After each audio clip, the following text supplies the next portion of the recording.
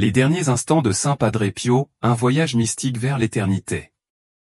Dans les derniers instants de sa vie terrestre, Saint Padre Pio a laissé tout le monde émerveillé par les mots extraordinaires qu'il a réussi à prononcer, rassemblant toute la force qui lui restait.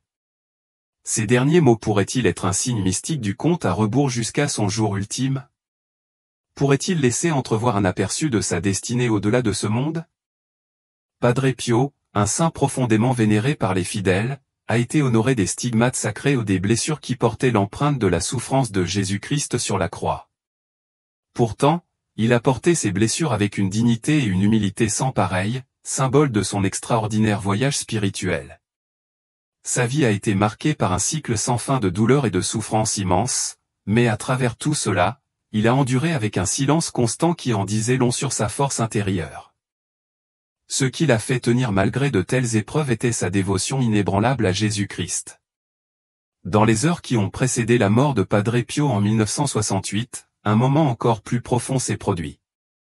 Jésus-Christ lui-même est apparu à Padre Pio dans ses derniers instants, une rencontre qui allait façonner son voyage vers l'autre côté.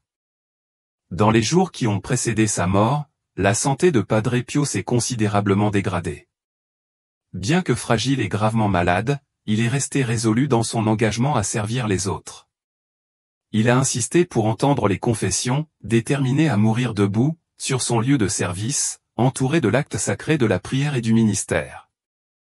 Malgré sa santé qui se détériorait visiblement, il s'accrochait à la vie avec la conviction que la mort planait toujours à l'horizon, attendant de le prendre à tout moment. Chaque soir, alors que Padre Pio souhaitait bonne nuit à ses frères capucins, il leur demandait de le recommander au Seigneur, pleinement conscient qu'il pourrait ne pas se réveiller le matin. Bien qu'il n'ait pas eu peur de la mort, il ressentait sa présence presque comme une ombre, une réalité constante et inévitable qui planait sur lui sans répit. Plusieurs mois avant sa mort, Padre Pio demanda qu'une image de Saint Joseph soit placée près de sa cellule. Son confesseur remarqua plus tard que Padre Pio s'arrêtait chaque jour devant l'image, se plongeant dans une prière silencieuse et sincère. Il devint évident que Padre Pio priait Saint Joseph tous les jours, cherchant la grâce d'une mort paisible et sainte. Entre-temps, certains frères capucins observèrent un silence inhabituel, presque surnaturel, enveloppant le monastère de Notre-Dame des Grâces dans les semaines précédant le décès de Padre Pio. Les couloirs, les chambres et même les espaces communs du monastère étaient remplis d'une quiétude sacrée que personne ne pouvait vraiment expliquer. À l'époque, personne ne prévoyait que le départ de Padre Pio était imminent. Quand Padre Pio sentit que sa fin était proche, il s'immergea pleinement dans l'acte de prière. La prière a toujours été la pierre angulaire de sa vie, un fil conducteur qui a tissé toutes ses expériences depuis son enfance à Pietralcina jusqu'aux dernières heures de sa cellule. La prière l'a accompagné constamment dans les moments de tentation, de joie, de souffrance et dans toutes les épreuves que la vie lui a apportées. Elle est devenue son refuge, sa source d'espoir et, en fin de compte, le fondement de sa résilience intérieure. Padre Pio aspirait à la fin de son voyage terrestre, désirant ardemment être réuni avec Dieu au ciel, une maison où la souffrance n'existerait plus. Il s'est confié un jour au Padre Ostino, exprimant sa lassitude et ses luttes intérieures. « Vivre ici-bas m'épuise, mon cher père. L'idée de vivre en exil est un tourment si amer que je peux à peine le supporter plus longtemps. L'idée qu'à tout moment je puisse perdre Jésus me terrifie d'une manière que je ne peux pas expliquer. » À l'approche de ces derniers instants, il s'est adressé à ses supérieurs, implorant leur prière. Il confessa sa vulnérabilité en disant « Quand viendra mon heure de quitter cette vie, si ma Mère Céleste n'est pas là pour me tenir la main, comment aurai-je le courage ?» Peu après minuit, le 23 septembre 1968, Padre Pio fit sa dernière confession et renouvela ses vœux franciscains. Bien qu'il fût si faible qu'il pouvait à peine parler, il réussit à répéter les mots sacrés. Jésus, Marie. Tout en serrant fermement son rosaire dans ses mains tremblantes.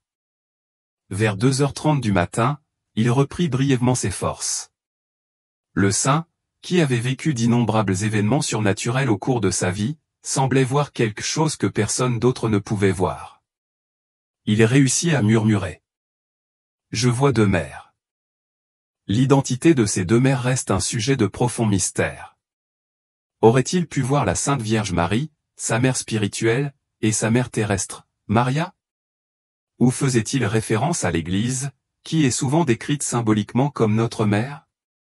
Chaque possibilité a une signification spirituelle, mais elle reste une belle énigme pour un homme dont la vie a été remplie de rencontres surnaturelles. Dans les mois précédant sa mort, les stigmates de Padre Pio ont commencé à s'estomper, un processus qui a commencé avec les blessures sur ses pieds. Le capucin qui l'accompagnait a observé que les blessures saignaient moins et que les pansements à changer étaient sensiblement moins saturés de sang. Le 22 septembre, la veille de sa mort, la paume gauche de Padre Pio portait encore une croûte surélevée. Pendant la messe de ce matin-là, 2 écailles tombèrent de sa main, un moment symbolique et puissant signifiant la fin d'un voyage divin. Après sa mort, lorsque les médecins examinèrent son corps, une découverte étonnante fut faite. Les stigmates sur ses mains, ses pieds et l'intérieur de son corps avaient complètement disparu. La peau de ses os avait parfaitement cicatrisé, ne laissant aucune trace de cicatrice, juste une peau lisse et sans défaut, aussi tendre que celle d'un nouveau-né. La vie et le décès de Padre Pio nous rappellent un homme qui a vécu non seulement à travers la souffrance physique, mais aussi à travers un profond dévouement spirituel. Son existence était un témoignage de la puissance d'une foi inébranlable, de la grâce de la prière intérieure et des rencontres mystiques qui ont marqué son voyage vers sa réunion ultime et éternelle avec Dieu au paradis. Un magnifique parfum de fleurs d'oranger dans la pièce. C'était un parfum qu'il avait souvent remarqué en présence de Padre Pio. Alors que le capucin se tenait au-dessus de son corps sans vie, une dernière croûte se détacha de sa main gauche, marquant le tout dernier signe des blessures du Christ qu'il portait depuis 50 ans. Padre Pio paraissait serein et paisible dans sa mort. Un rosaire était placé dans ses mains. Un crucifix était drapé sur lui. La règle de Saint François était placée sur ses épaules. Des hélicoptères de l'armée de l'air et de la police ont survolé la ville, dispersant des fleurs et des cartes de prière sur la grande foule qui s'était rassemblée en contrebas. On estime que 100 000 personnes ont assisté à la messe des funérailles de Padre Pio. Son corps a été placé dans une crypte en granit et enterré sous l'autel principal de l'église. Padre Pio avait souvent dit, « Je pourrais vous aider plus du ciel que sur terre ».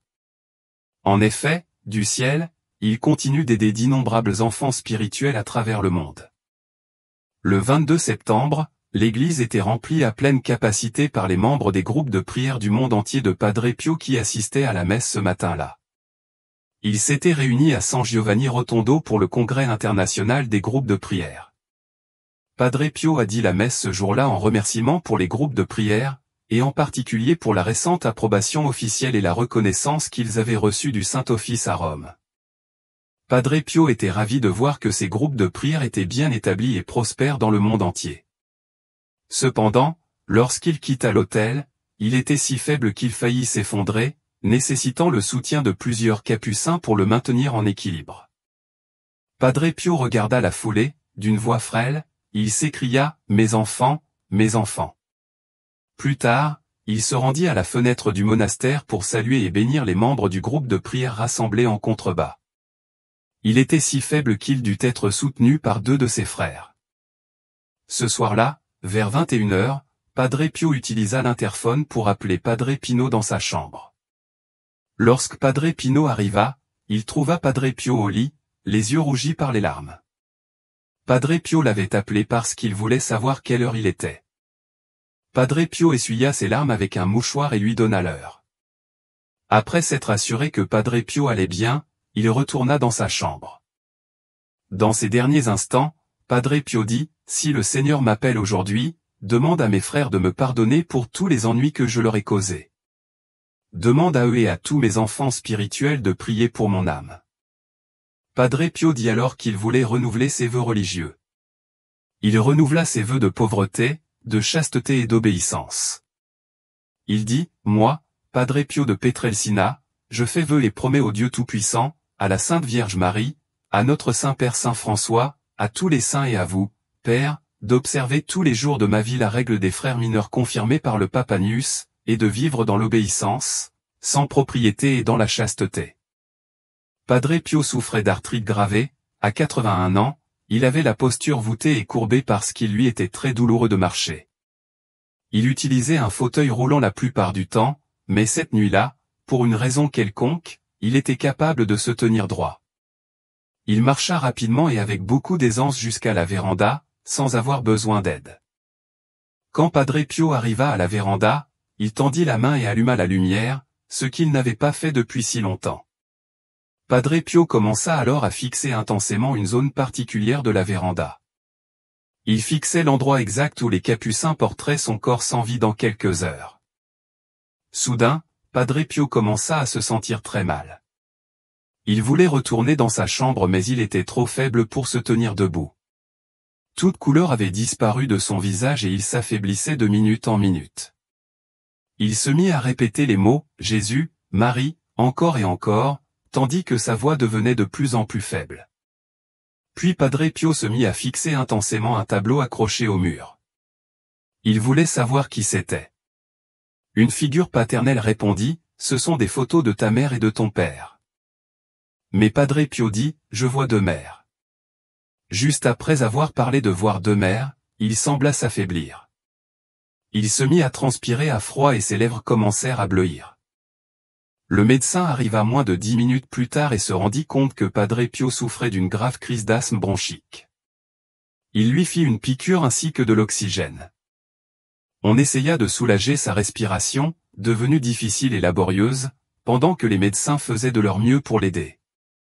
Padre Pio, le capucin, s'agenouilla à côté de lui et pria ensemble le Notre Père et le Je vous salue Marie. Le capucin répéta. Jésus, Marie et Joseph, donnez-vous mon cœur et mon âme. Jésus, Marie et Joseph, assistez-moi dans ma dernière agonie. Jésus, Marie et Joseph, que mon âme expire en paix en vous. Les huiles saintes furent préparées et le Père Pio donna les derniers sacrements à Padre Pio. Padre Pio était pleinement conscient et très conscient de tout ce qui se passait. Ses pieds et ses mains devenaient très froids et il transpirait abondamment. Lorsque les médecins se rendirent compte qu'il était en train de faire une crise cardiaque, on lui fit une injection directement dans le cœur. Les yeux fermés, il continua à répéter les mots Jésus, Marie. Vers la fin, ses lèvres formèrent les mots, mais il ne pouvait émettre aucun son, pas même un murmure. Le capucin l'appela, Padre, Padre. Il ouvrit les yeux une dernière fois et regarda ses chers frères. À 2h30 du matin, le 23 septembre 1968, avec son chapelet dans les mains, Padre Pio inclina doucement la tête et mourut. Naître saint, mourir saint. J'ai besoin de t'aimer toujours plus, mais je n'ai plus d'amour dans mon cœur. Je t'ai donné tout mon amour. Si tu veux davantage, remplis mon cœur de ton amour, puis oblige-moi à t'aimer toujours plus, et je ne te refuserai pas. Le 20 septembre 1918, Padre Pio priait devant un crucifix en bois lorsqu'il fut envahi par un engourdissement et une somnolence et s'endormit sur le sol. Lorsqu'il se réveilla, il était trempé de son propre sang. Il se traîna alors jusqu'à sa cellule et découvrit avec horreur ses blessures. À partir de ce moment-là, les stigmates de Padre Pio devinrent le centre d'une controverse qui divisa les religieux et les autres, amis et ennemis. Il semble que Padre Pio était destiné dès sa naissance à porter le poids de la croix. L'enfant est né enveloppé d'un voile blanc, un bon signe, comme l'a dit la sage-femme à la mère de Padre Pio alors qu'elle soulevait le nouveau-né dans l'après-midi du 25 mai 1887. Le prénom de Padre Pio était Francesco Forgione. Quand il était petit, on l'appelait affectueusement Franci. Il aimait entendre des histoires sur le Christ, la Vierge Marie et les saints. Il aimait aussi passer du temps seul, écouter des voix lointaines, des paroles célestes mystérieuses et les faibles échos de cloches invisibles qui semblaient sonner uniquement pour lui. Il fut un temps où le Vatican imposa le silence à Padre Pio. Comment a-t-il réagi et comment a-t-il fait face à ce défi? Padre Pio fut dépouillé de toutes les facultés de son ministère sacerdotal, à l'exception de la capacité de célébrer la Sainte Messe. Cependant, il ne pouvait le faire qu'en privé dans les murs du couvent, dans la chapelle intérieure, et non en public dans l'église. C'était une lourde croix à porter. Au lieu de réagir avec colère, il obéit à la directive avec humilité, acceptant le décret avec soumission. Notre saint frère a fait remarquer, que la volonté de Dieu soit faite. La volonté des supérieurs est la volonté de Dieu. Padre Pio passa les années suivantes en silence, célébrant la messe en privé et ne recevant aucune visite.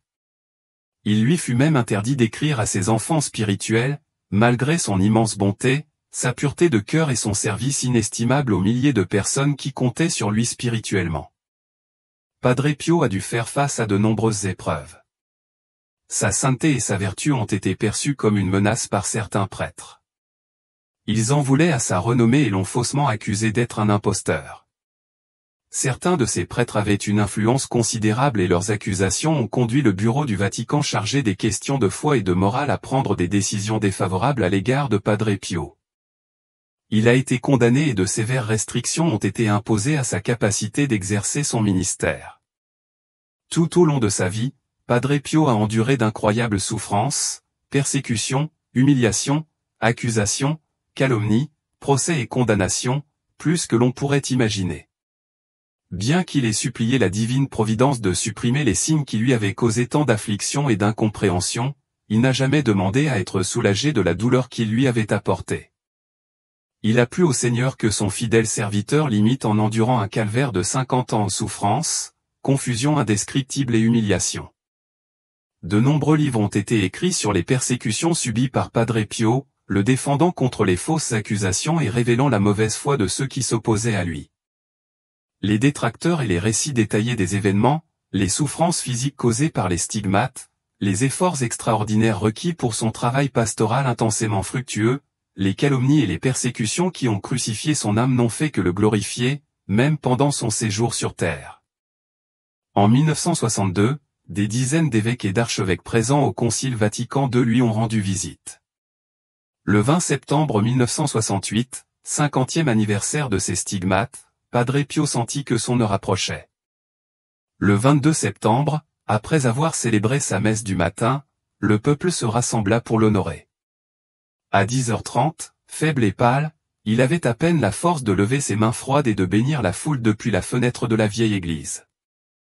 Il y avait quelque chose d'ineffable dans leur joie et dans leurs applaudissements lorsqu'ils agitèrent leurs mains et leurs mouchoirs en réponse à son salut. L'après-midi, après avoir offert la bénédiction finale aux fidèles qui avaient assisté à la messe, il se retira dans sa chambre. Le prêtre présent se souvient qu'à ce moment-là, la fenêtre de la cellule de Padre Pio s'est fermée pour toujours, laissant derrière lui le souvenir d'un homme qui incitait tous ceux qui s'approchaient de lui à l'appeler père. À 2h du matin, le 23, après avoir reçu l'onction des malades, un rosaire dans les mains et les noms de Jésus et de Marie sur les lèvres, son âme monta au ciel. Il avait 81 ans. Une foule immense s'était rassemblée pour rendre hommage à sa sainte dépouille. Les chroniques du monastère rapportent que ce qui se passa n'était pas un enterrement mais une célébration triomphale de la vie de Padre Pio. Ainsi commença dans l'éternité la vie d'un des saints les plus vénérés d'aujourd'hui en Italie et dans le monde. En 1973, la cause de canonisation de Padre Pio fut ouverte. Cependant, pendant les 10 années qui suivirent, aucun progrès ne fut réalisé, car le nom de Padre Pio figurait toujours sur la liste des personnes condamnées par le Saint-Office. C'est le pape Jean-Paul II qui est intervenu pour supprimer les obstacles empêchant la canonisation de Padre Pio. Le pape avait rencontré Padre Pio en 1947 et, à partir de ce moment-là, il est devenu un admirateur et un partisan dévoué du saint. Finalement, le 2 mai 1999, le pape Jean-Paul II a béatifié Padre Pio, qui est désormais connu sous le nom de Saint Pio. Guerre spirituelle. Padre Pio a reçu les 5 plaies du Christ, 2 sur ses pieds, 2 sur les paumes de ses mains et une sur son côté près du cœur. Attiré par les miracles qu'il accomplissait, des gens venaient à lui du monde entier. Cependant, ce ne sont pas ces miracles qui les ont attirés, mais son amour pour Dieu et pour son prochain qui a gagné leur cœur. Il a écrit un jour, « Je suis consumé par l'amour de Dieu et l'amour de mon prochain. Dieu est toujours dans mes pensées et gravé dans mon cœur. Je ne le perds jamais de vue. Je peux admirer sa beauté, son sourire, sa colère, sa miséricorde, ou plutôt la sévérité de sa justice. » Le seul désir de Padre Pio était d'être un humble frère dévoué à la prière. Il ne s'attribuait jamais le mérite des miracles qui se produisaient par son intermédiaire. Pour lui, ces miracles étaient des dons de Dieu, qui lui appartenaient entièrement. Lorsque son ami Angelo Battiti lui demanda un jour à propos de ces miracles, Padre Pio répondit, « Angelo, ils sont aussi un mystère pour moi. » Le journaliste italien a déclaré, « J'ai été profondément ému, non pas tant par les histoires miraculeuses que les gens racontaient à son sujet, mais par l'extraordinaire force morale qui semblait rayonner de tout son être. Chaque fois qu'il relevait la tête et regardait autour de lui, ses grands yeux semblaient briller non pas de douleur, mais d'une bonté si immense qu'il pouvait à peine la contenir. » Contrairement à la plupart des gens, lorsque Padre Pio priait, Dieu lui parlait directement, soit par une parole, soit par une vision. Dans une lettre à son directeur spirituel, Padre Pio écrit, « Ma manière habituelle de prier est la suivante, dès que je commence à prier, je sens immédiatement mon âme être attirée dans une paix et une tranquillité que les mots ne peuvent pas complètement décrire. Parfois, je suis si profondément touché par le Seigneur que l'expérience est si vive et douce que je me retrouve ému aux larmes, accablé par le chagrin de mes infidélités et rempli de gratitude pour la tendre miséricorde d'avoir un Père qui m'aime tant et m'invite en sa présence. » Padre Pio a un jour confié à son ami Padre Agostino que depuis sa petite enfance, il avait vu et parlé avec Jésus, la Vierge Marie et son ange gardien. Il pensait que c'était quelque chose que tout le monde vivait. « Tu ne vois pas la Vierge ?» demanda-t-il à son ami. Quand Agostino répondit que non, Padre Pio haussa simplement les épaules et dit, « Vous dites sûrement cela par humilité. » D'un côté, Padre Pio avait des visions de Jésus, de la Vierge Marie et des anges. D'autre part, il était attaqué sans relâche par le diable. Lors de ces attaques, le diable prenait des formes terrifiantes et grotesques. Sa persécution commença alors que Padre Pio n'avait que 4 ans. Il se souvient lui-même, « Ma mère éteignait les lumières et tant de monstres s'approchaient de moi que je pleurais. Les lumières se rallumèrent et je me calmai, car les monstres avaient disparu. Mais quand elle les éteignit, je pleurais à nouveau à cause des monstres. » Les attaques du diable ne se limitèrent pas à des apparitions grotesques. Il a même agressé physiquement Padre Pio, le faisant saigner à une occasion. Frère Pio a écrit dans son journal. « Hier soir, il semblait que les démons étaient déterminés à m'achever. Je ne savais pas à quel saint m'adresser. J'ai crié à mon ange gardien, et après une brève attente, il est finalement venu à mon secours. » Tout au long de sa vie, Padre Pio a enduré de nombreux maux physiques, notamment de fortes fièvres, de l'asthme, des problèmes intestinaux, des infections pulmonaires et des bronchites. Mais plus atroces encore que ces luttes physiques étaient les douleurs qu'il endurait à cause des stigmates, des blessures aux mains, aux pieds et aux côtés. Même le plus léger contact de ses mains lui causait une douleur intense. Lorsqu'il marchait, il devait déplacer son poids sur les bords de ses pieds et sur ses talons pour éviter d'appuyer sur les blessures de ses pieds. En 1904, lorsque Frère Pio entra au monastère de Santa Anna, il commença à souffrir de maladies étranges et inexpliquées. Les médecins qui l'examinèrent ne trouvèrent aucune explication médicale. Il souffrit de graves troubles intestinaux et de maux de tête incessants. Il vomissait souvent tout ce qu'il mangeait et ne pouvait garder que quelques cuillerées d'eau. Sa santé était si fragile que ses supérieurs décidèrent de le renvoyer chez lui jusqu'à ce qu'il se rétablisse. À partir de 1905, il retourna fréquemment dans sa ville natale, Pietrelcina, pour des périodes prolongées. De 1910 à 1916, il vécut presque exclusivement à Pietrelcina. Après 1916, il résida au monastère de Notre-Dame des Grâces à San Giovanni Rotondo, où il resta jusqu'à la fin de sa vie, à l'exception d'une brève période pendant son service militaire. Tout le monde est sujet aux épreuves du diable, car nous sommes à la fois chair et esprit, et la bataille persistera tant que le monde existera, a fait remarquer Padre Pio. L'Église a toujours enseigné de manière définitive la réalité de Satan et de ses démons. Notre-Dame de Fatima a réaffirmé cette vérité lorsqu'elle a montré aux 3 petits bergers les horreurs de l'enfer avec toutes ses punitions éternelles. Parfois, Dieu accorde au diable plus de liberté qu'à d'autres moments. En plus de ses mortifications personnelles, Padre Pio a également dû faire face à des persécutions. L'une d'elles était une répression injuste de la part de l'Église en raison de la nature sensationnelle de ses stigmates. L'autre persécution était le procès impitoyable du diable lui-même. Au cours de cette période, Padre Pio a commencé à diriger de nombreuses personnes saintes par correspondance. Ces lettres sont considérées comme des chefs-d'œuvre spirituels.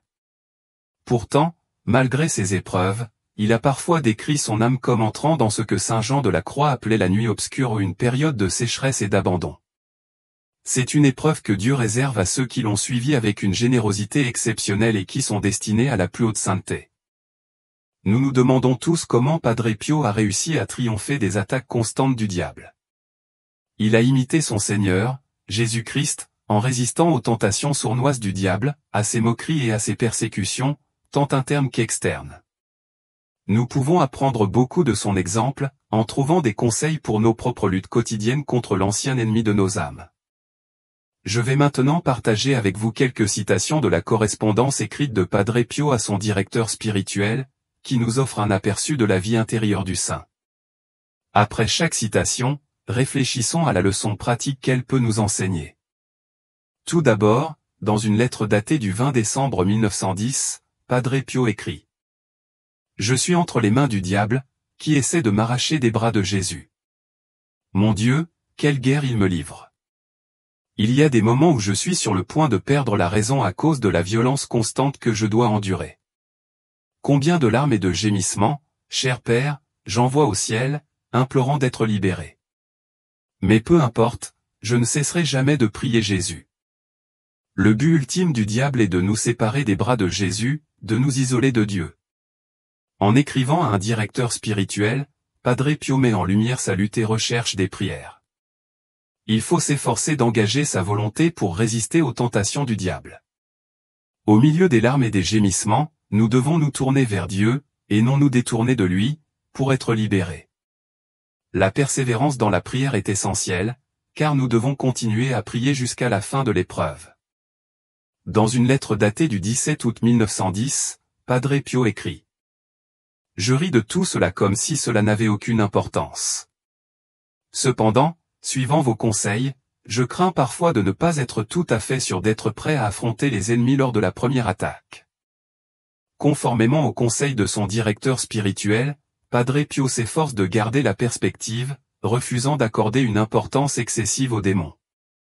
Il nous rappelle que nous devons répondre immédiatement à la première attaque du diable, qui est toujours dirigée vers notre zone la plus vulnérable.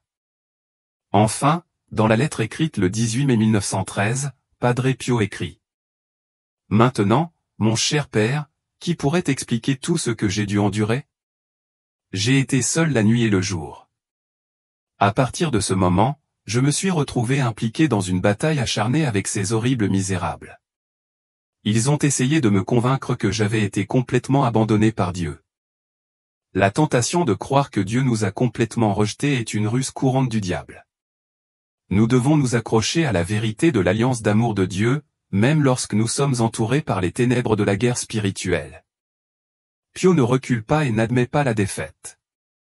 Il déclare, avec sincérité et détermination, qu'il accepte volontiers toute forme de tourment ou de souffrance, à condition de rester ferme et fidèle à ses promesses, garantissant ainsi son salut. Nous aussi, nous devons rester fidèles à nos engagements envers Dieu et garder notre attention sur le but supérieur du salut éternel. Le 25 juin 1911, il écrit : « Mon cher Père, pourquoi Dieu permet-il au diable une telle liberté ? Le désespoir tente de m'envahir. Pourtant, croyez-moi, Père, je n'ai aucune intention de désobéir à Dieu. Je ne peux ni comprendre ni expliquer comment il est possible qu'une volonté si résolue à faire le bien puisse être accompagnée d'une telle fragilité humaine. Si vous voyez que mon âme est en danger, aidez-moi, s'il vous plaît. Car je suis déterminé à tout prix à sauver mon âme et à ne plus jamais offenser Dieu. » En période d'attaque spirituelle, Dieu envoie souvent quelqu'un, comme un directeur spirituel, un confesseur ou un ami de confiance pour nous aider à résister au désespoir ou au découragement. Des encouragements qui ne viennent jamais de Dieu. Nous sommes appelés à entraîner notre volonté à être forts et prêts à faire le bien, malgré nos faiblesses humaines. Nous pouvons être perplexes devant l'intensité des luttes spirituelles. Mais, comme nous le rappelle Pio, nous devons rester déterminés à sauver notre âme et à ne pas offenser Dieu. Dans sa lettre du 9 mai 1915, il écrit : « Père, les ennemis se dressent sans cesse contre le navire de mon esprit. Et ils crient à l'unisson, abattons-le, détruisons-le, car il est faible et ne peut plus tenir longtemps. Hélas, mon cher Père, qui me délivrera de ces lions rugissants qui sont prêts à me dévorer ? bien que nous traversions des moments de dures épreuves, lorsque le poids écrasant des attaques de l'ennemi se fait sentir et que nos propres faiblesses se font douloureusement sentir, nous devons nous rappeler que la confiance en Dieu nous permettra de nous en sortir. Le diable peut chercher à écraser l'âme, mais c'est le Seigneur qui l'élève. Si Dieu réprimande, il le fait avec bonté et charité, sans jamais écraser l'âme. Le diable, lui, vise à écraser l'âme complètement. Pour triompher de l'ennemi, nous devons connaître à la fois notre adversaire et nous-mêmes. Mais, par-dessus tout, nous devons connaître le Christ Tout-Puissant, et ce faisant, nous proclamons la victoire sur tout le mal. Le 4 août 1917, il écrit : Satan, avec sa volonté maligne, ne se lasse pas de me faire la guerre, attaquant ma petite citadelle et l'encerclant de tous côtés. En d'autres termes, Satan est comme un ennemi puissant qui, lorsqu'il veut s'emparer d'une forteresse, n'attaque pas seulement un mur ou un rempart, mais l'encercle complètement, l'attaquant et le tourmentant de toutes parts. Mon cher Père, la malignité de Satan jette la terreur dans mon cœur. Mais de Dieu seul, par Jésus-Christ, j'espère la grâce d'obtenir continuellement la victoire et de ne jamais être vaincu dans cette bataille spirituelle. En reconnaissant notre propre faiblesse, nous sommes obligés de nous appuyer sur la miséricorde de Dieu, qui est toujours disponible. Satan ne se contente pas de mesures à moitié contre nous, c'est pourquoi il attaque de tous les côtés. Nous devons être toujours prêts au combat, en vivant en état de grâce et en marchant en unité avec l'Église militante. Satan peut nous inspirer la peur, mais nous sommes capables de transformer cette peur en vertu de la foi. Car Dieu nous donne la grâce dont nous avons besoin. Il ne faut pas oublier la lettre de P. Benedetto, directeur spirituel de Padre Pio, à Padre Pio. Écoutez-la. Ne vous inquiétez pas de l'obscurité, même si elle vous afflige. Il est cependant bénéfique de faire de temps en temps le signe de croix sur votre front et de dire ces mots, que le Saint-Esprit éclaire nos sens et nos cœurs de sa grâce, ou aux semences de sagesse, priez pour nous. Dans les moments de tentation contre la foi, invoquez Saint Michel et les saints Pierre et Paul. Vous aspirez à l'aube, mais parfois vous profitez de midi. Pourtant, votre âme, qui aspire à une lumière continue, sent lorsqu'elle passe dans l'ombre qu'elle n'a jamais connu la lumière sur cette terre. Les saisons de l'hiver sont nombreuses et l'obscurité dure plus longtemps que la splendeur de la lumière. Le temps de la lumière éternelle viendra et alors vous recevrez la récompense pour avoir enduré l'obscurité. J'espère sincèrement et je suis convaincu que pour vous, cette lumière commencera même dans cette vie présente. Je vous bénis et vous souhaite un midi éternel. Des mots d'encouragement ont été envoyés à Pio, ainsi qu'à nous tous. Ne vous inquiétez pas. La confiance en Dieu fortifie l'âme. Faites le signe de croix sur votre front et priez le Saint-Esprit et Marie, semence de sagesse. En temps de désolation spirituelle ou de guerre, nous oublions peut-être que nous avons déjà fait l'expérience de la chaleur de l'amour et de la lumière. Un directeur spirituel nous aide à nous rappeler que la récompense de Dieu pour l'âme persévérante et croyante est grande commençant sur terre et culminant au paradis. Aucune créature n'est plus grande que le Maître. La vie du Christ sur terre se vit en nous, ses fidèles disciples. Nous souffrons, mourons et ressuscitons en lui. Edgar Cayce, l'un des mystiques les plus influents du XXe siècle, a laissé derrière lui un trésor de sagesse et de perspicacité. Les prophéties sur l'avenir de l'Amérique, vénérées comme le prophète endormi, Cayce, étaient profondément en phase avec la destinée spirituelle de l'Amérique.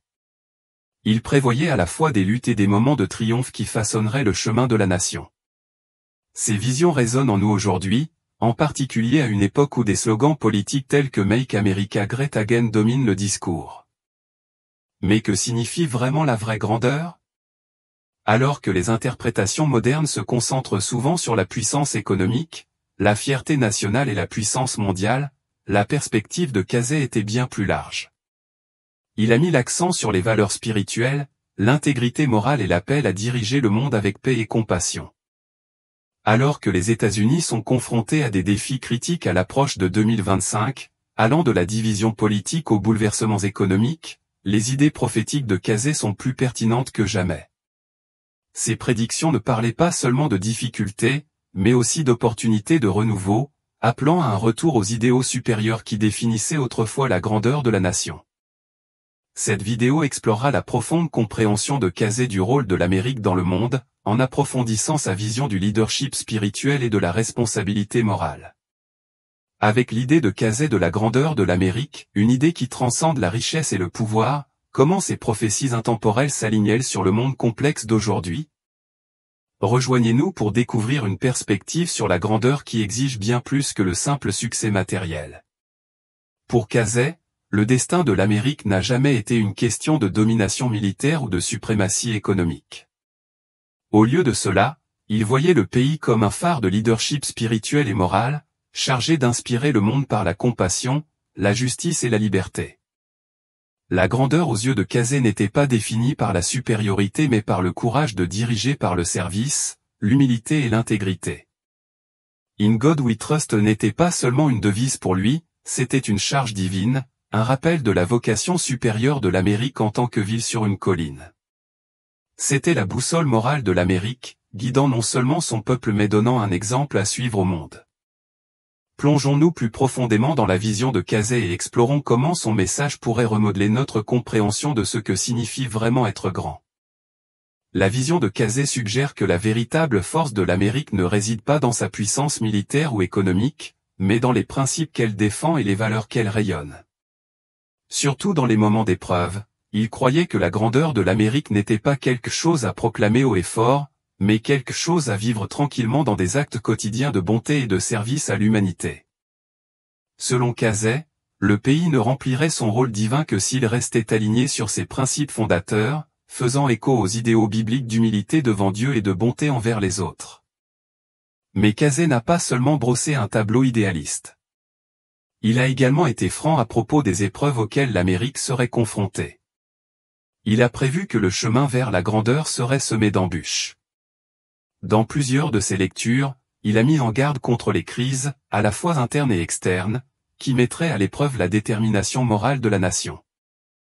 Il a évoqué un carrefour où l'Amérique devra choisir entre rester fidèle à ses racines spirituelles ou risquer de se laisser égarer par le matérialisme, l'intérêt personnel et la corruption.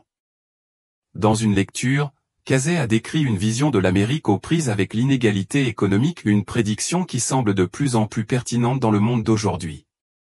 Il a prévu la concentration de la richesse entre les mains de quelques-uns, avertissant que si l'écart entre les riches et les pauvres se creusait, cela fracturerait la nation et conduirait à de profonds troubles sociaux. Il a averti que l'avidité incontrôlée éroderait le tissu moral du pays, conduisant à une désillusion généralisée et à une perte de confiance dans ses institutions. Cazé ne voyait pas la richesse comme un signe d'honneur mais comme un outil pour créer une société juste et compatissante.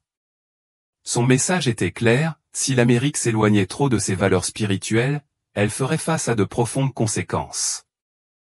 Les avertissements de Cazé ont également souligné la nature conflictuelle de la politique, faisant allusion aux divisions idéologiques qui existent aujourd'hui. Il a parlé d'une Amérique divisée, où les gens seraient opposés les uns aux autres sur la base de convictions politiques, de philosophies économiques et de questions sociales. Il a prédit un paysage où la méfiance et l'hostilité prospéreraient, affaiblissant la nation de l'intérieur. En réponse à ces divisions, Cazé a appelé à un retour à la foi et au respect mutuel, avertissant qu'une Amérique fracturée aurait du mal à réaliser son potentiel. Pour lui, la grandeur ne pourrait être atteinte que si le pays dépassait le factionnalisme et adoptait une vision unifiée. Ces avertissements prophétiques, particulièrement pertinents en 2025, font écho aux difficultés actuelles de l'Amérique. Aujourd'hui, l'Amérique est confrontée à des défis économiques importants, à une polarisation politique et à une déconnexion sociétale que beaucoup considèrent comme une crise spirituelle. Des problèmes tels que l'inégalité des richesses, l'influence des entreprises et le manque de confiance dans les institutions sont des préoccupations pressantes ou des préoccupations que Cazé semblait avoir prédites. Sa vision nous pousse à réfléchir à la question de savoir si la véritable grandeur peut exister dans une société divisée par des intérêts matériels et une perte de but. La distinction entre grandeur matérielle et grandeur spirituelle est au cœur du message de Cazé. Il a soutenu que si l'Amérique recherchait la grandeur par des moyens matériels uniquement, par la force économique, la puissance militaire ou la suprématie technologique, elle ne remplirait pas sa mission divine. Cazé considérait ces activités comme transitoires et superficielles, estimant que la puissance matérielle ne pourrait jamais servir de fondement à une véritable grande nation. Elle ne mènerait qu'à la vanité, à l'orgueil et, en fin de compte, à la chute. Au lieu de cela, Kazé exhortait la nation à se concentrer sur la force morale et la discipline spirituelle, des qualités qu'il croyait durables et capables de soutenir une civilisation. Pour Kazé, les réalisations matérielles étaient nécessaires mais insuffisantes pour une véritable grandeur. Elles étaient éphémères, dépendantes de circonstances qui pouvaient changer à tout moment. Mais la grandeur spirituelle, la capacité d'agir avec justice, de faire preuve de compassion et de donner la priorité au bien-être de la majorité sur les désirs de quelques-uns, était impérissable. Dans la vision de Kazé, l'Amérique était un pays où la grandeur se mesurait à l'éthique, à la façon dont elle prenait soin de ses membres les plus vulnérables et à son engagement en faveur de la paix et de l'humilité. Dans le contexte actuel, les avertissements de Kazé peuvent être considérés comme un appel à l'introspection. Ils mettent l'Amérique au défi de se demander si elle recherche le pouvoir pour le pouvoir ou si elle est prête à accepter le sacrifice de soi qu'exige un véritable leadership. Le message de Kazé rappelle que la grandeur n'est pas une destination mais un voyage, un effort continu pour vivre à la hauteur des idéaux les plus élevés malgré les défis qu'il prévoyait. Le message de Kazé pour l'Amérique était en fin de compte un message d'espoir, pas de désespoir. Il croyait que les épreuves de l'Amérique, bien que difficiles, présentaient des opportunités de croissance et de renouveau. Pour Kazé, les difficultés n'étaient pas une punition mais une épreuve, un moyen pour la nation de faire preuve de résilience et de se réaligner sur sa vocation supérieure. Il croyait profondément en la capacité de l'Amérique à se transformer, à dépasser ses limites et à en sortir plus forte en revenant à ses valeurs fondamentales. Alors que l'Amérique se débat avec son identité dans un monde en mutation rapide, la vision de Kazé constitue à la fois un avertissement et un guide. Ces enseignements exhortent les Américains à regarder en eux-mêmes et à se demander si leurs activités sont en phase avec les valeurs d'humilité, de compassion et d'unité. Dans une culture qui glorifie souvent l'individualisme, l'appel de Kazé à la responsabilité collective et à la discipline spirituelle constitue un contrepoint. Il rappelle à l'Amérique que sa grandeur ne réside pas dans ce qu'elle possède ou contrôle, mais dans la façon dont elle sert l'humanité. La vision de Kazé de l'Amérique en tant que leader spirituel est à la fois un défi et une invitation, rechercher une grandeur qui transcende l'intérêt personnel, rechercher l'unité qui s'élève au-dessus de la division et vivre une foi qui considère tous les peuples comme égaux en valeur et en dignité. Il offre ainsi un message intemporel, exhortant l'Amérique à se rappeler que la véritable grandeur est enracinée dans l'âme d'une nation, dans l'esprit de service et dans le courage de vivre à la hauteur de ses idéaux les plus élevés. L'expression Make America Great Again, introduite par l'ancien président Donald Trump en 2016, a déclenché un mouvement alimenté par la nostalgie et le désir d'un âge d'or perçu comme celui de la prospérité, de la puissance et de l'influence américaine. Pour beaucoup, le slogan évoquait des images d'une Amérique forte, économiquement robuste, culturellement confiante et respectée sur la scène internationale. Mais la véritable signification de la grandeur a toujours été un sujet ouvert à l'interprétation. En ce sens, le contraste entre le slogan moderne de Trump et la vision de la grandeur américaine d'Edgar Kazé offre un aperçu fascinant. Alors que la vision de la grandeur de Trump est largement sociopolitique, axée sur la fierté nationale, la relance économique et la puissance militaire, l'interprétation de Kazé était profondément spirituelle. Kazé voyait le fondement d'une véritable grande nation non pas dans sa richesse ou sa puissance, mais dans son engagement envers des valeurs telles que la gentillesse, l'humilité et l'unité. Il a averti que le succès matériel et l'influence mondiale sans intégrité et compassion seraient creux et insoutenables. Kazé appelait à une transformation intérieure à l'échelle nationale, à un retour non pas aux mesures économiques traditionnelles, mais à une boussole morale qui guiderait l'identité et la mission de l'Amérique. Du point de vue de Kazé, la grandeur résidait dans le potentiel de l'Amérique à devenir un phare de paix, de guérison et de leadership moral, plutôt qu'une simple puissance économique. Il suggérait que le rôle de l'Amérique sur la scène mondiale n'était pas d'imposer sa volonté aux autres nations, mais plutôt de montrer l'exemple. À cet égard, la vision de Kazé contrastait avec la fierté nationaliste souvent invoquée par le slogan Make America Great Again. Plutôt que de se tourner vers le passé, l'idéal de Kazé poussait l'Amérique vers un avenir défini par la compassion. et la conscience de soi à un avenir qui allait au-delà des simples victoires sociopolitiques. Pour incarner un esprit universel d'unité et d'amour. Il envisageait un monde où l'Amérique serait plus qu'un simple leader. Elle serait une force stabilisatrice et bienveillante, comme un grand frère pour la communauté mondiale. Selon ses lectures, la véritable vocation de l'Amérique n'était pas de contrôler ou de dominer, mais de soutenir et d'élever les autres. Il voyait une nation capable de combler les divisions internationales, d'œuvrer non pas pour son propre intérêt, mais pour l'amélioration de l'humanité. Casey croyait que la force de l'Amérique était enracinée dans les valeurs qui ont donné naissance à sa démocratie, la justice, la liberté et la compassion.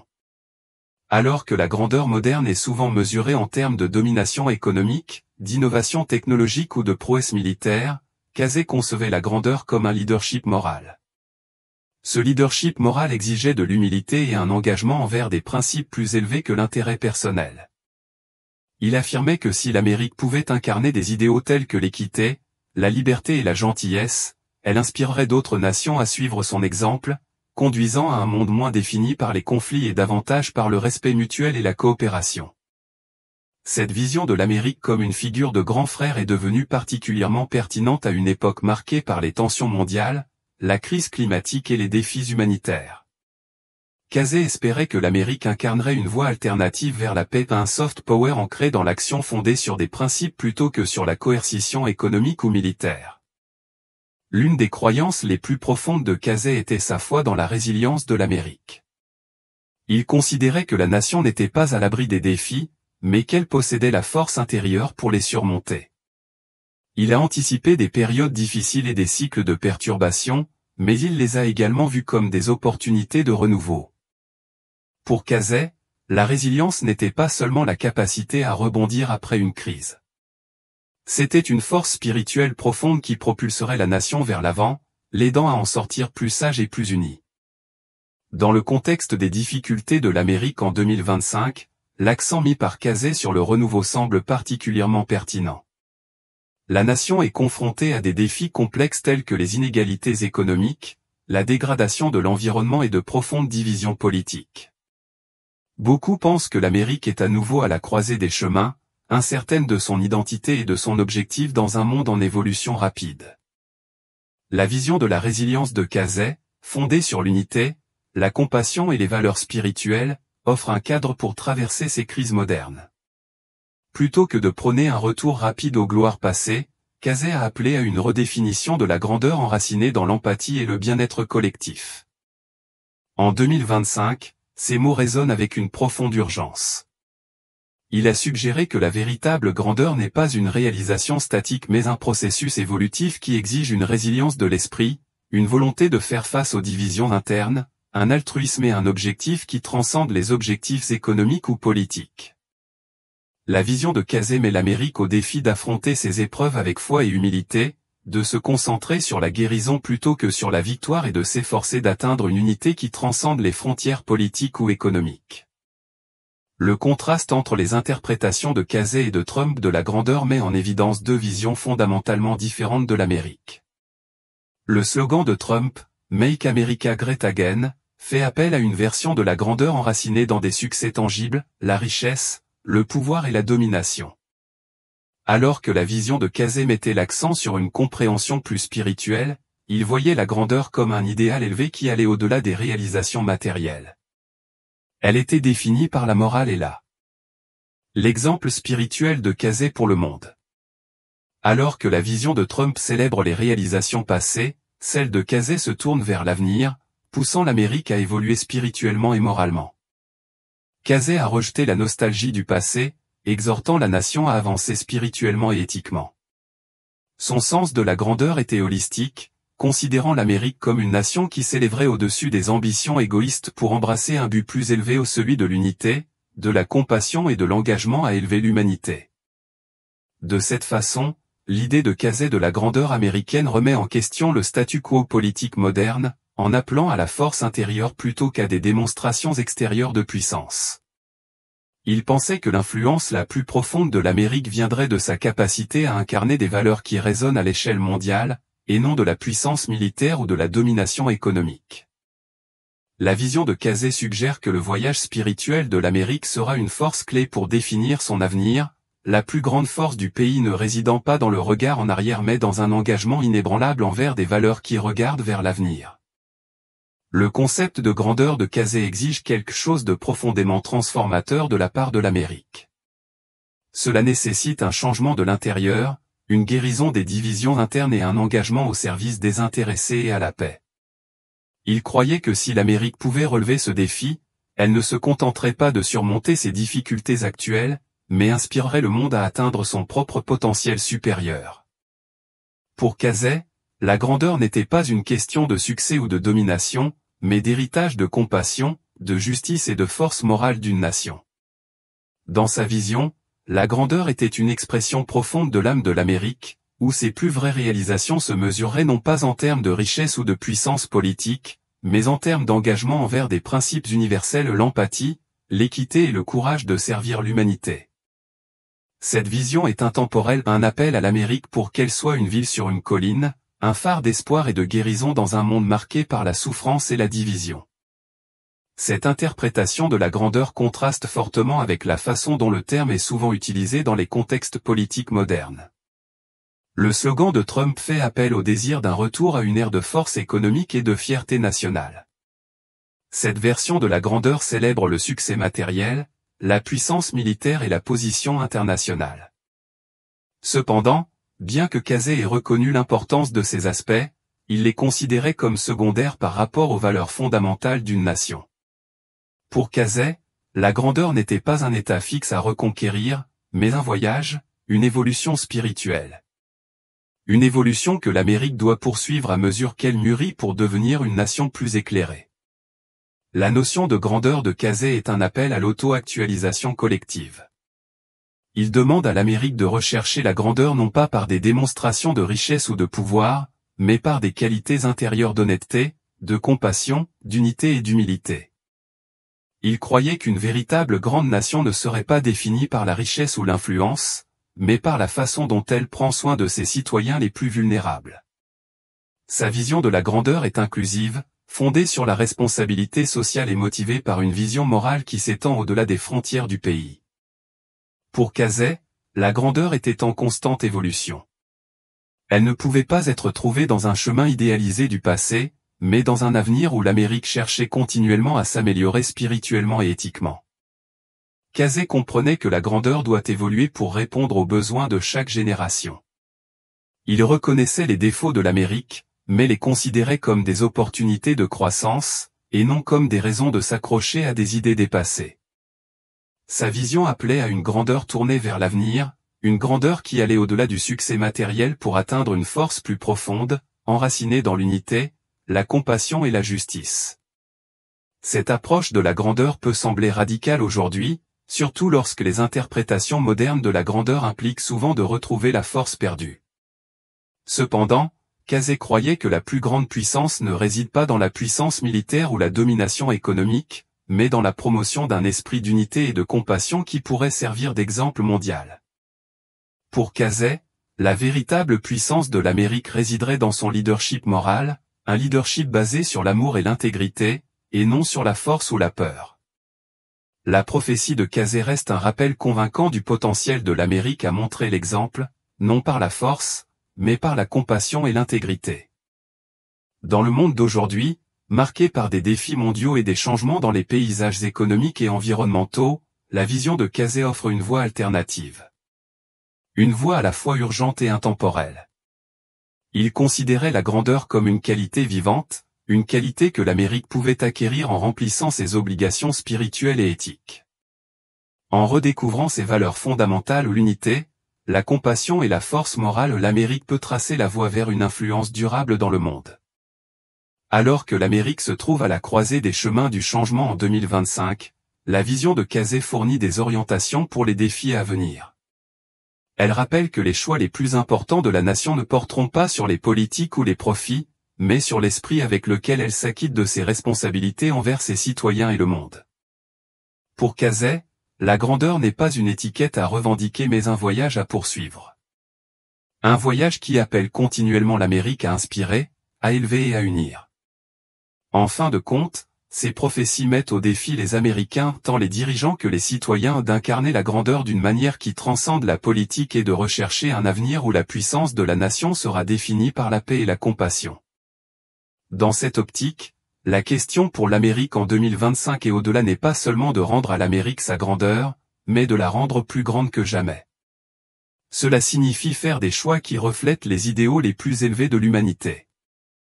La capacité de cette vision à prendre racine et à guider l'avenir de l'Amérique dépendra de la volonté de son peuple à dépasser les définitions passées de la grandeur et à s'engager sur un chemin commun et inexploré de croissance spirituelle et de courage moral. En conclusion, la vision de la grandeur d'Edgar Cayce offre une feuille de route profonde et transformatrice pour l'avenir de l'Amérique. Elle met la nation au défi d'aller au-delà des définitions superficielles du succès et du pouvoir, en incitant à un engagement plus profond envers le leadership moral, l'unité et la compassion.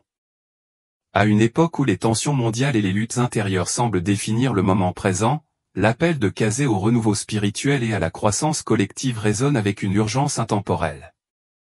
Sa vision demande à l'Amérique d'évoluer non pas en s'accrochant aux gloires passées mais en embrassant un avenir enraciné dans l'empathie, la justice et le service désintéressé de l'humanité.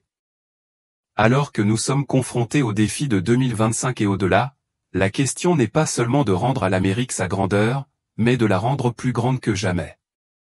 Grâce à des valeurs qui transcendent le succès matériel, si l'Amérique parvient à atteindre cette vision, elle se guérira non seulement elle-même, mais inspirera le monde à rechercher son propre potentiel supérieur.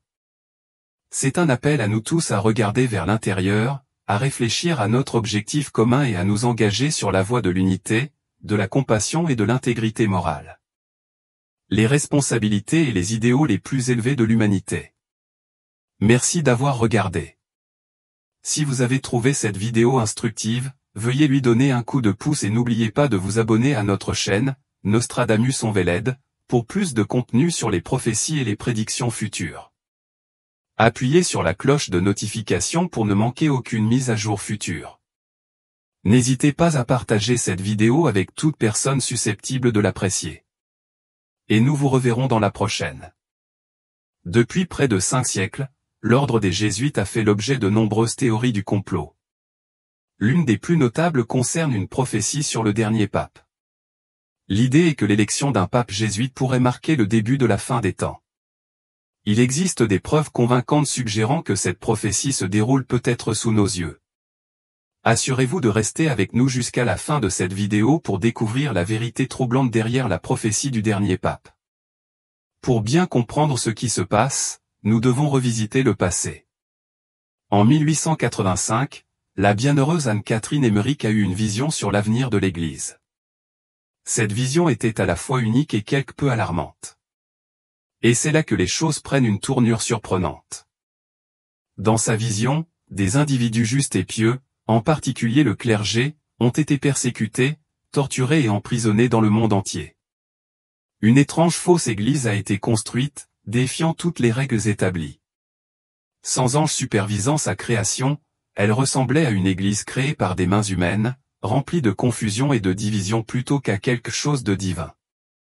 La bienheureuse Anne-Catherine Emmerich avait prévu les conséquences désastreuses de cette fausse église. Les hérétiques affluèrent à Rome. Le clergé local devint apathique et les ténèbres se répandirent partout. Ce qui était le plus frappant dans sa vision était que toute la communauté catholique était touchée, avec de nombreuses églises fermées. Des guerres, des effusions de sang et une foule enragée commettant des actes de violence faisaient partie de cette vision troublante. Elle vit également la relation entre deux papes et les graves conséquences de cette fausse église. Elle fut témoin de sa croissance, de l'afflux de divers hérétiques à Rome et de l'apathie croissante du clergé local, ce qui conduisit à une obscurité écrasante. L'Église ne pouvait plus être appelée l'Église. Elle était devenue un lieu rempli de pécheurs. Elle vit la puissance croissante de cette sombre et fausse Église et la détresse qu'elle causa au Saint-Père et à l'Église elle-même, provoquant un appel urgent à l'intervention de Dieu, jour et nuit. Et si je vous disais que cette prophétie se déroule sous nos yeux? C'est là que cela devient réel et fascinant. On pense que la bienheureuse Anne décrivait le pape Benoît XVI et l'actuel pape François, qui détient la distinction d'être le premier pape jésuite de l'histoire.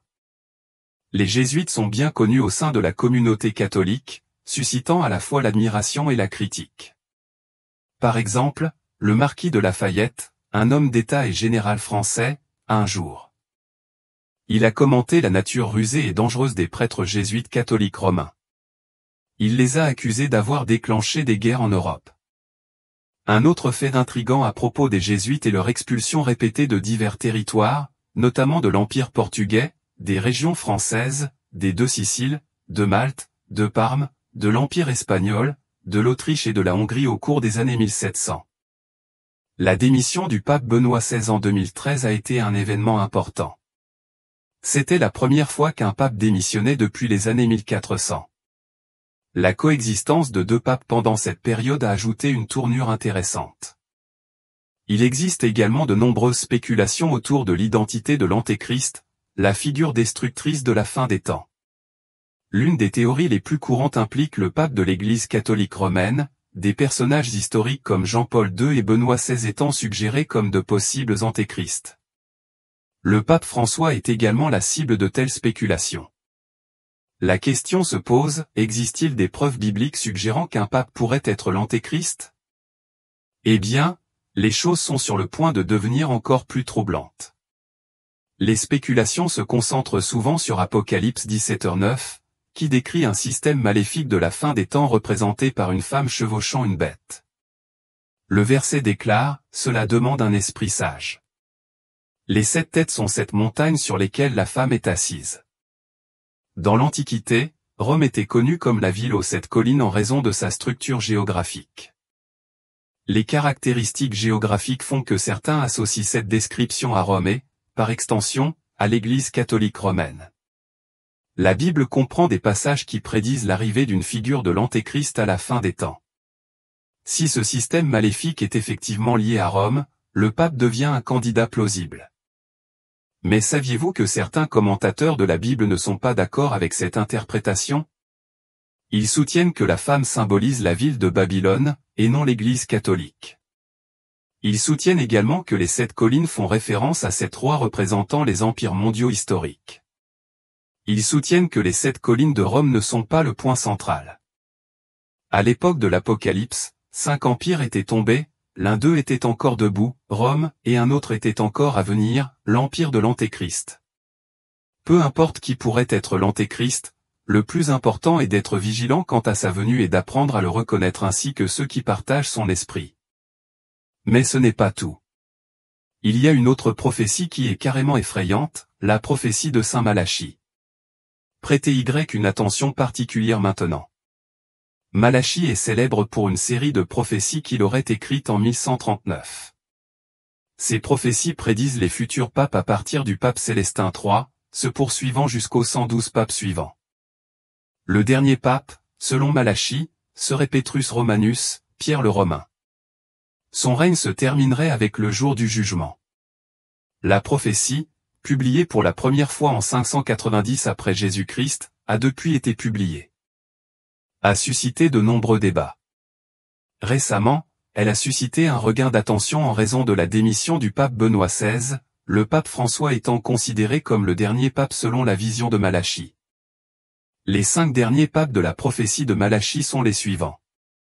Flos Florum, fleur des fleurs, pape Paul V.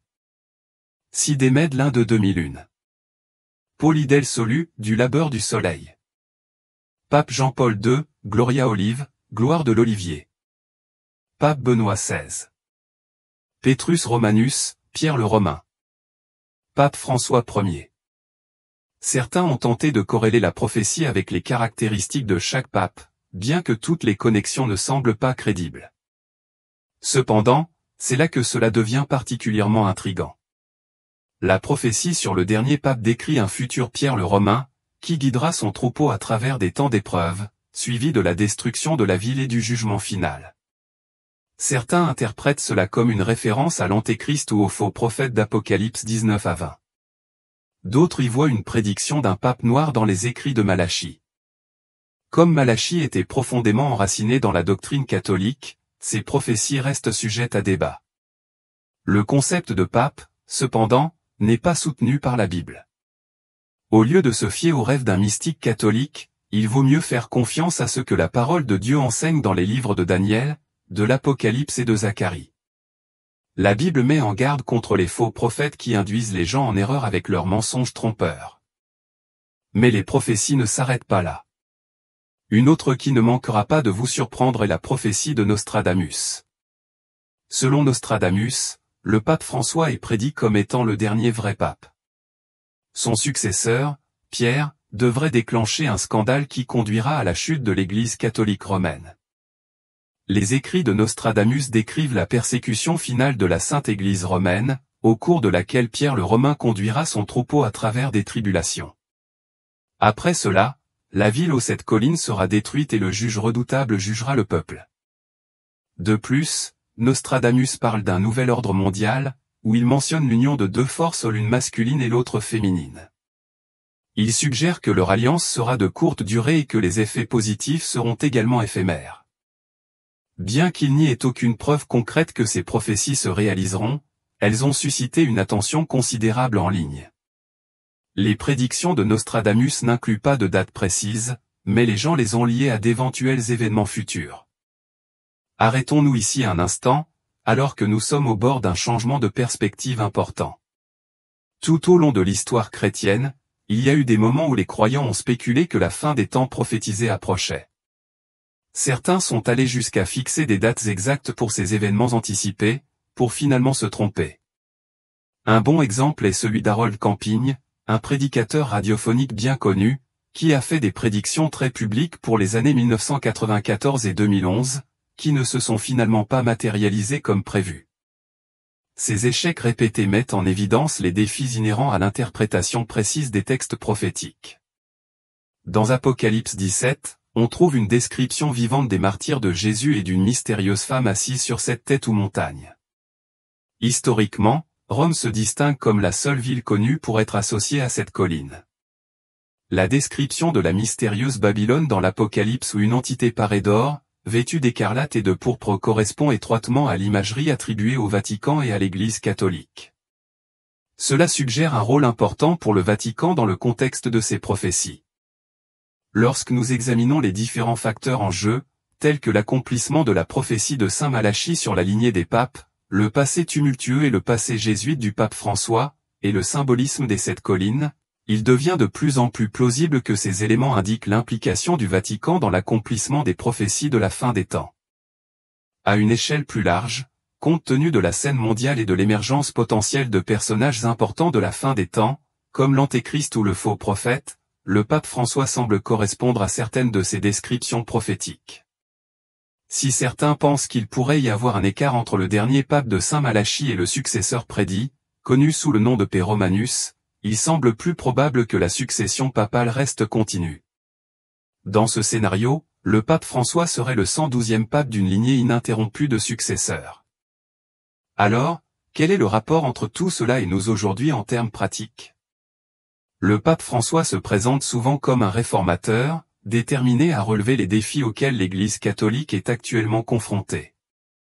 Cependant, un examen plus approfondi révèle que les fondements de son leadership reposent sur des doctrines qui s'écartent des principes bibliques solides et continuent de perpétuer des enseignements que de nombreux chrétiens considèrent comme spirituellement erronés. Pour ceux qui adhèrent aux enseignements des Écritures, rien de tout cela n'est une surprise. L'apôtre Paul, dans ses lettres, a mis en garde les croyants contre les chefs religieux qui s'écarteraient du vrai chemin de l'Église et propageraient de faux enseignements pour rassembler des adeptes. Il a spécifiquement averti qu'à l'approche de la fin des temps, beaucoup abandonneraient complètement la vérité. Paul a également prédit l'émergence d'un chef religieux puissant qui accomplirait des signes miraculeux et tromperait les gens parce qu'il rejetterait ou abandonnerait la vérité. Ce chef, à son tour, s'alignerait sur une figure politique dominante qui émergerait d'un empire romain renouvelé en Europe, cherchant à consolider son pouvoir et son influence sur tout le continent. Compte tenu de ces informations, est-il trop tôt pour spéculer sur l'influence potentielle que le pape François pourrait avoir sur les événements de la fin des temps? Vous voudrez peut-être prêter une attention particulière au développement à venir. Lorsque le cardinal Joseph Ratzinger a assumé le rôle du pape Benoît XVI en 2005, certains enthousiastes ont conclu qu'il était le dernier pape avant le retour de Jésus-Christ. Mais l'histoire a montré que cette hypothèse était incorrecte. Rappelons-nous aussi l'année 1978, connue comme l'année des 3 papes. Cette année-là, le règne du pape Jean-Paul Ier n'a duré que 33 jours avant sa mort prématurée. Le pontificat du pape François pourrait suivre une trajectoire similaire, soit être de courte durée et ouvrir la voie à un successeur plus charismatique, soit se prolonger vers un règne prolongé et turbulent. Ce qui est indiscutable, basé à la fois sur l'histoire et les Écritures, c'est que le pape François revendique le titre de successeur de Pierre et de représentant moderne de l'autorité terrestre du Christ. Pourtant, cette affirmation dépasse les limites de ce qui est solidement ancré dans la parole de Dieu. Par conséquent, les chrétiens doivent rester vigilants et faire preuve de discernement, résister aux fausses affirmations et aux faux enseignements, en particulier à l'approche de la fin des temps et de la probabilité d'une augmentation des tromperies religieuses. En fin de compte, quelle que soit la personne de l'Antéchrist, notre responsabilité est de rester vigilant, de faire preuve de discernement et d'être équipé pour le reconnaître ainsi que ceux qui partagent son esprit. Comme l'enseigne la première épître de Jean, chapitre 4, versets 2 à 3. À ceci vous connaissez l'Esprit de Dieu. Tout esprit qui confesse que Jésus-Christ est venu en chair est de Dieu, et tout esprit qui ne confesse pas que Jésus-Christ est venu en chair n'est pas de Dieu. Bien que le pape François puisse différer de nombreux chrétiens sur certains aspects de la doctrine catholique, il n'est pas exact de l'identifier comme l'Antéchrist, car ses opinions sur Jésus-Christ sont toujours conformes aux enseignements bibliques.